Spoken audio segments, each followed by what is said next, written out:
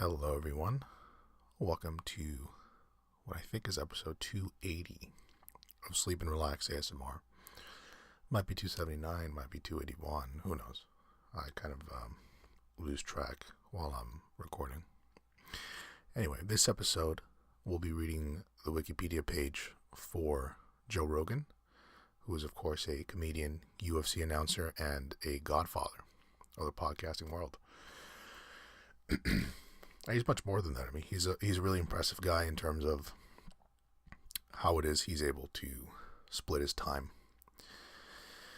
This is, of course, another ASM article, which, as I just alluded to, just means I pick a topic and we learn about it together by reading the Wikipedia page about a person, place, event, so on and so forth. And, hopefully we learn something together. Or at the very worst, we all fall asleep together. So it's a win-win as far as I'm concerned. So let's jump into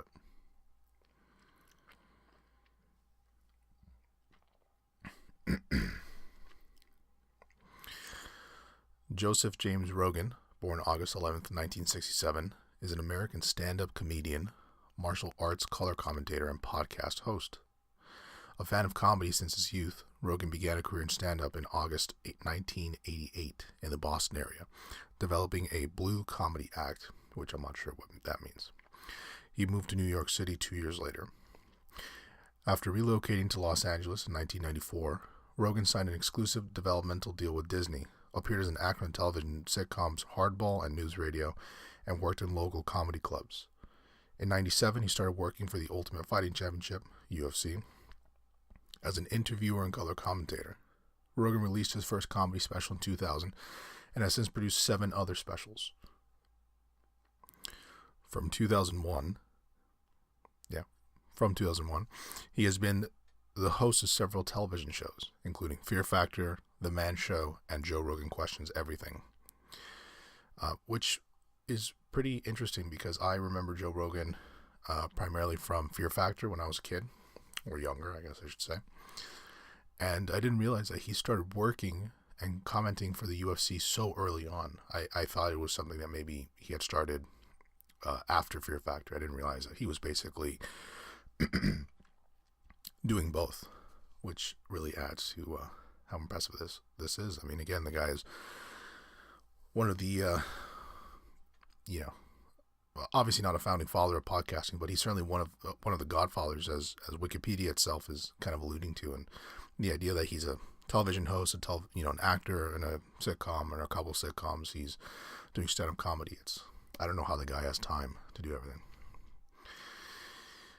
In 2009, Rogan launched his podcast, The Joe Rogan Experience, which has become one of the most popular podcasts available. In October 2015, it was downloaded 16 million times. That's a lot of times. Rogan is also an advocate of the legalization of cannabis, hunting, and overall physical and mental well-being. And now we move on to early life and education. My throat's like a little bit dry. Let me drink a little bit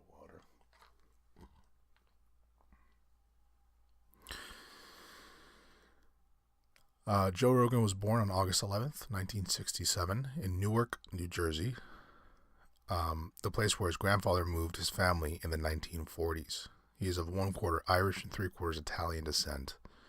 His father, Joseph, worked as a police officer in Newark. At the age of 5, Rogan's parents divorced, and his father has not been in contact with him since he was 7. Didn't know that.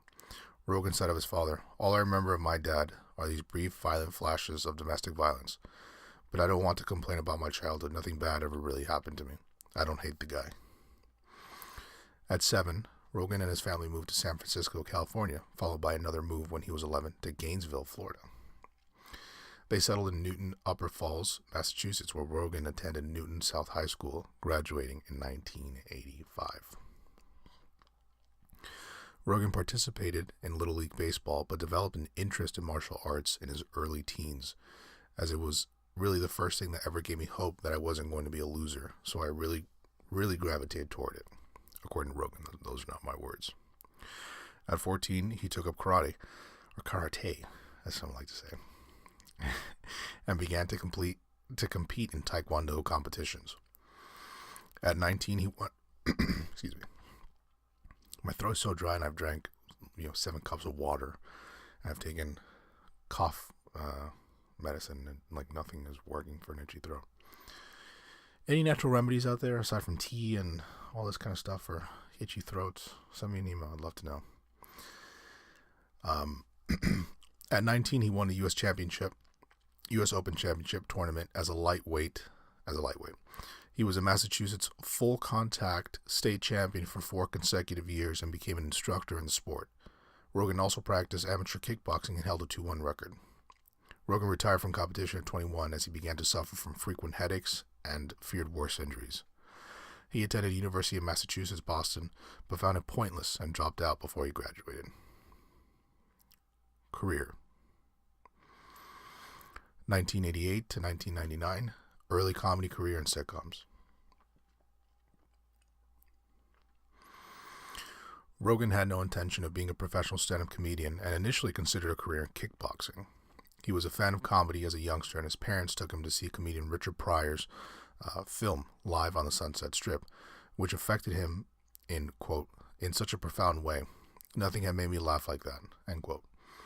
Rogan's friends at his gym and taekwondo school convinced him to have a go at stand-up comedy, as he would make jokes and do impressions to make them laugh. At 21, after 6 months preparing material and practicing his delivery, he performed his first stand-up routine on August 27, 1988, at an open mic night at Stitch's Comedy Club in Boston.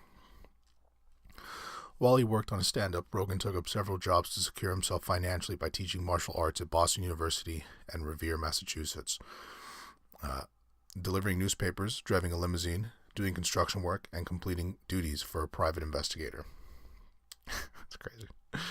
His blue comedy style earned him gigs at bachelor parties and strip clubs. One night, Rogan convinced the owner of a comedy club in Boston to allow him to try a new 5-minute routine. At the show was a talent manager, Jeff Sussman, who liked Rogan's act and offered him to become his manager, to which Rogan accepted. In 1990, Rogan moved to New York City as a full-time comedian. He was, quote, scratching and grinding, end quote, for money at the time, so he stayed with his grandfather in Newark for the first 6 months. Rogan later cited Richard Jenny, Lenny Bruce, Sam Kinison, and Bill Hicks as comedy influences. In 1994, Rogan relocated to L.A. as it presented more career opportunities. His first national television spot on the MTV comedy show his first national television spot followed on the MTV comedy show Half Hour Comedy Hour. Probably my fault for reading that so poorly. The appearance led to the network offering him a 3-year exclusive contract and a role in a pilot episode of a dopey game show for $500. Rogan declined, but it prompted Sussman to send tapes of Rogan's performances to several networks, which sparked a bidding war. After a period of negotiations, Rogan accepted a development deal with the Disney Network. He secured his first major acting role in 1994 in the 1994 9-episode Fox sitcom Hardball as Frank Valente,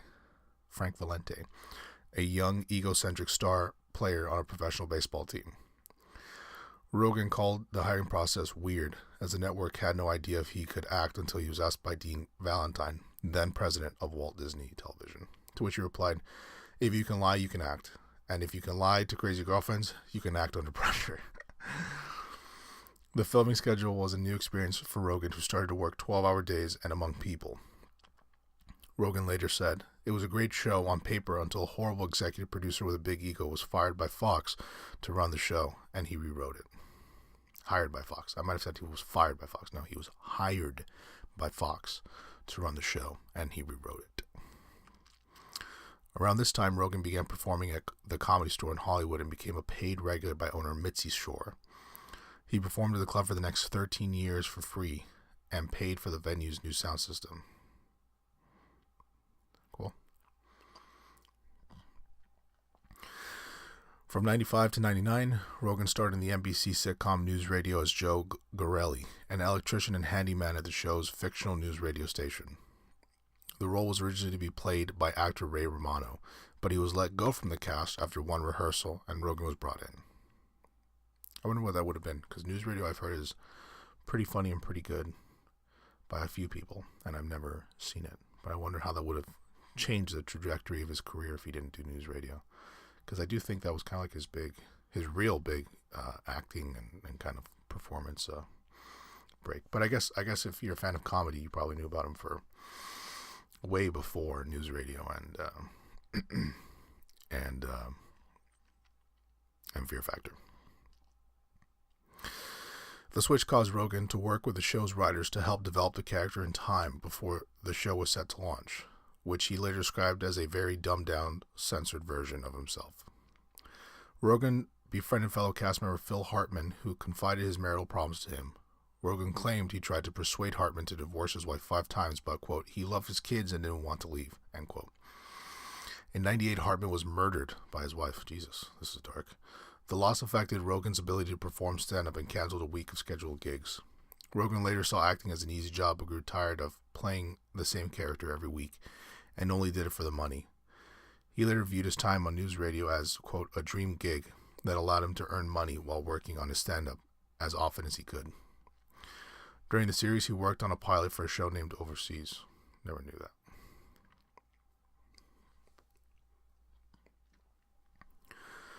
(1997 to 2005), UFC, comedy specials, and television.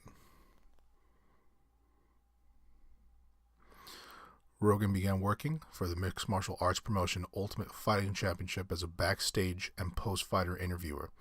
His first show took place at UFC 12, Judgment Day, in Dothan, Alabama on February 7th, 1997. I wonder who fought UFC 12. He became interested in jiu-jitsu in 1994 after watching Royce Gracie fight at UFC 2, No Way Out, and landed the position at the organization as Sussman was friends with its co-creator and original producer, Campbell McLaren.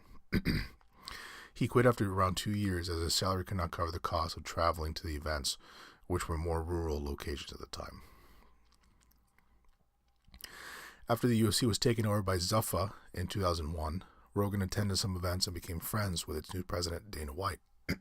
Excuse me, who offered him a job as a color commentator, but Rogan initially declined as he just, quote, wanted to go to the fights and drink. In 2002, while White was able to hire Rogan for free in exchange for Prime event tickets for him and his friends. After about 15 free gigs as commentator, Rogan accepted pay for the job, working alongside Mike Goldberg until the end of 2016.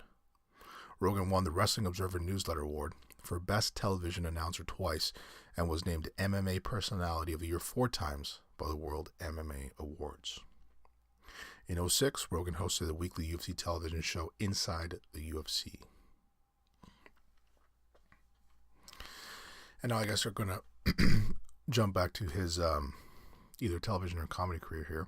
In 1999, Rogan secured a 3-album deal with Warner Bros. Records and began tentative plans to start his own primetime television sitcom on Fox named The Joe Rogan Show. The show, co-written by Seinfeld writer Bill Masters, was to feature Rogan as, quote, a second-string sportscaster who lands a spot as a token male on a View-style women's show. That would have been great. In December 1999, he recorded his first stand-up comedy album, in 2 shows, at which the Comedy Connection at Faneuil Hall in Boston, which is used in his first comedy album, I'm Gonna Be Dead Someday, released in August 2000. The album was played regularly on the Howard Stern Show and the Napster music service. It contains Voodoo Punani, a song he wrote after Warner suggested something they could play on the radio. It was subsequently released as a single. Did not know that.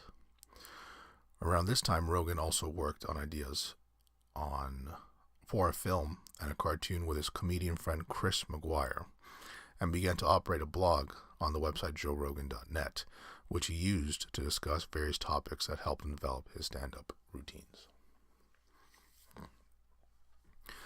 In 2001, development on Rogan's television show was interrupted after he accepted an offer from NBC to host the American edition of Fear Factor.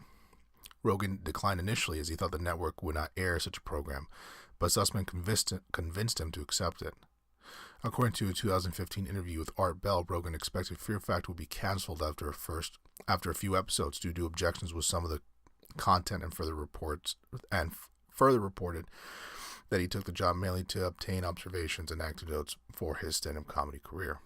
The show increased Rogan's national exposure, which caused turnouts at his stand-up gigs to grow. Fear Factor ran for 6 seasons from 2001 to 2006 and returned for a seventh and final season, from 2011 to 2012. For some reason, I thought Fear Factor was on TV for a little bit longer, but maybe... And I don't know, I remember Fear Factor being obviously very popular and very... just popular. I don't know. I thought maybe it lasted a few more years. I'm surprised it only lasted 7 seasons.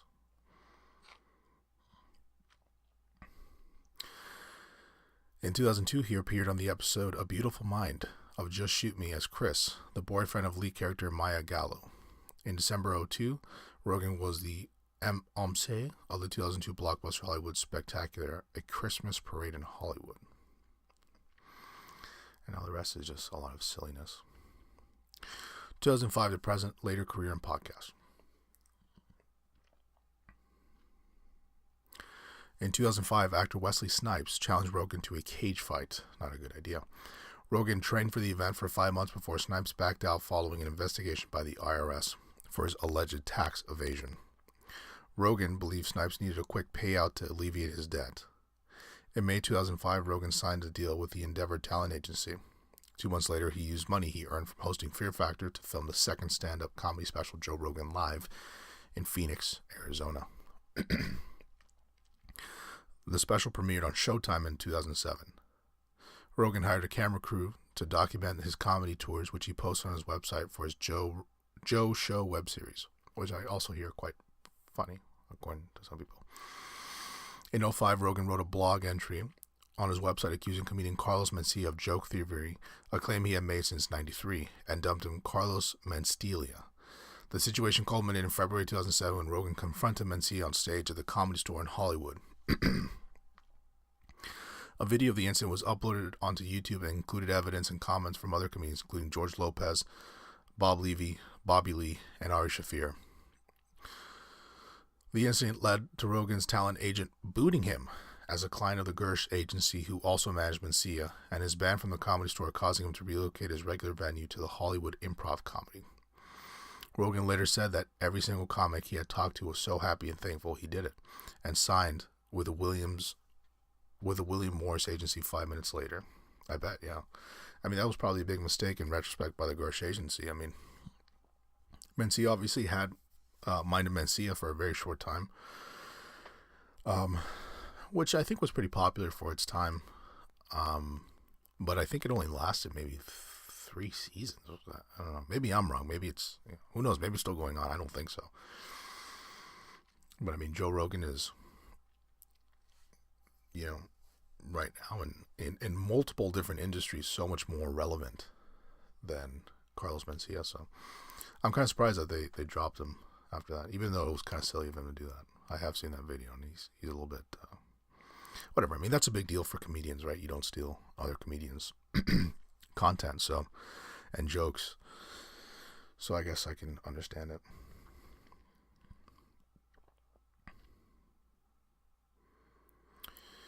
In April 2007, Comedy Central Records released Rogan's 4th comedy special, Shiny Happy Jihad. The set was recorded in September 2006 at Cobb's Comedy Club in San Francisco and contains excerpts of an improvised Q&A session with the audience that was typical of Rogan's act at the time. In December 2009, Rogan launched a free podcast with his friend and fellow comedian Brian Redban. The first episode was recorded on December 24th and was initially a live weekly broadcast on Ustream, with Rogan and Redban sitting in front of laptops bullshitting. Their words, not mine.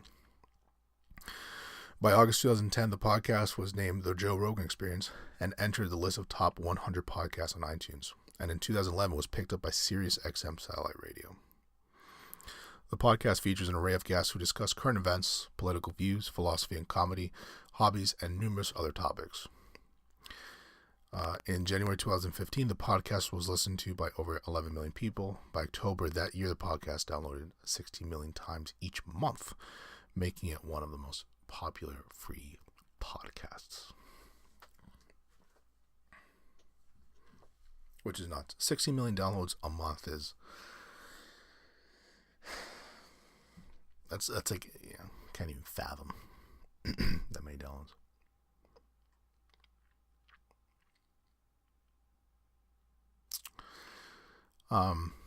In 2013, Rogan hosted his own 6-episode television show, Joe Rogan Questions Everything, on the Sci-Fi Network. The show covered topics discussed on his podcast, including the existence of Bigfoot and UFOs, and featured several comedians, experts, and scientists with the aim of trying to put some objects to bed with an open-minded perspective. Personal life. Sometime before 2001, Rogan was in a relationship with actress and reality television star Jerry Mathey. In May 2008, Rogan and his girlfriend Jessica Schimmel, a former cocktail waitress, had a daughter. They married the following year and had a second daughter in 2010. The family lives in Bell Canyon, California. In mid-2009, prior to the birth of their second child, they briefly lived in Boulder, Colorado. Rogan is also a stepfather to his wife's daughter from another relationship. He has a stress-related vitiligo on his hands and feet. I'm not sure what that means. Rogan became interested in jiu-jitsu after watching Royce Gracie fight at UFC 2 in 94. In 96, Rogan began training in Brazilian jiu-jitsu under Carlson Gracie at his school in Hollywood, California. So many Gracies. I mean, it's like infinite number of Gracies in the world. He's a black belt under Eddie Bravo's 10th Planet Jiu-Jitsu, a style of no-gi Brazilian jiu-jitsu, and a black belt in jiu-jitsu and a black belt in gi Brazilian jiu-jitsu under Jean-Jacques Machado. Rogan was raised Catholic, having attended Catholic school in the first grade, but has since abandoned following any organized religion and identifies as agnostic.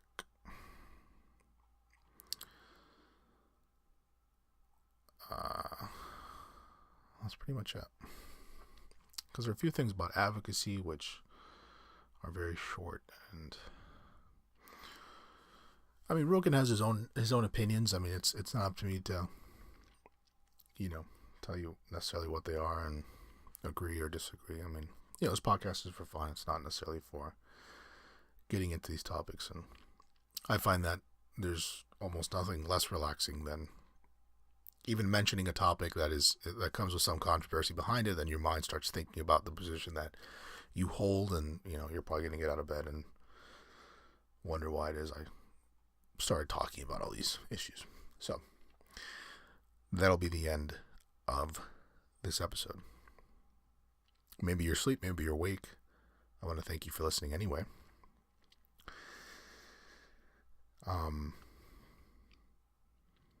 If you have any questions, comments, if you want to share some natural remedies with me to heal my throat that doesn't involve just tea or lozenges or anything like that, would love to hear what you have to say. Email the show at hello@sleepandrelaxasmr.com. You can check out our website, sleepandrelaxasmr.com.